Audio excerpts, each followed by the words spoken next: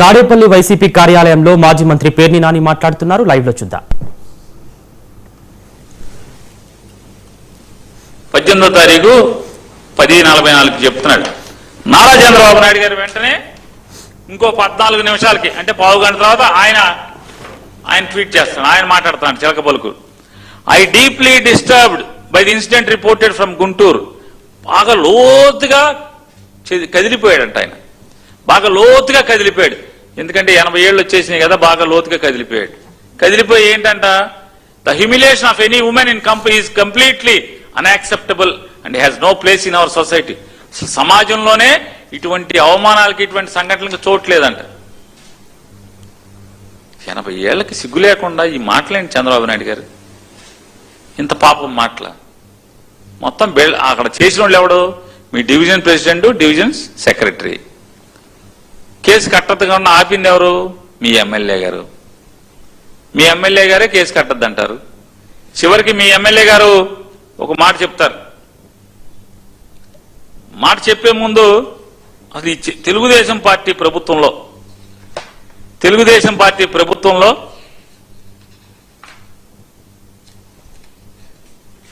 ఏం జరుగుతున్నాయో, అలా అకృత్యాలు ఏం జరిగినాయో ఒకసారి మాట్లాడుకునే ముందు, వీళ్ళిద్దరు తండ్రి కొడుకులు భాగవతం అయిపోయింది కదా, అయ్యాక ఒకసారి ఎమ్మెల్యే గారు, సిఐ గారిది ఉందా మన దగ్గర? సిఐ గారిది లేదా? సిఐ గారు మాట్లాడింది నా దగ్గర ఉందని. ఎమ్మెల్యే గారు ఏం మాట్లాడిందో పెట్టండి. ఎమ్మెల్యే గారు మాట్లాడుతూ చూడండి. సాయంత్రం 2 కుటుంబాల మధ్య స్టార్టింగ్ నుంచి పెట్టండి. స్టార్టింగ్ నుంచి మళ్ళీ స్టార్టింగ్ నుంచి సౌండ్ కూడా పెట్టండి. 15 సాయంత్రం 2 కుటుంబాల మధ్య ఒక చిన్న వివాదం, అది చిలికి చిలికి గాలివానలా. 15 సాయంత్రం చిన్న వివాదం అంట. వినండి, 15 సాయంత్రం చిన్న వివాదం, అది చిలికి చిలికి గానివాలంగా మారిందంట. మారి ఒక మహిళ పట్ల అత్యంత హేయమైన ఒక చర్యగా మార్చిన పరిస్థితి అందరం కూడా చూడడం జరిగింది. అయితే ఇది 16వ తారీఖున బాధితురాలు మా పశ్చిమ ఆఫీస్కి వచ్చి నాకు ఇవి జరిగిన వివరణ అంతా కూడా ఇవ్వడం. మళ్ళీ పెట్టండి ఒకసారి స్టార్టింగ్. చూడడం జరిగింది. అయితే ఇది 15 సాయంత్రం 2 కుటుంబాల మధ్య 15 సాయంత్రం జరిగింది.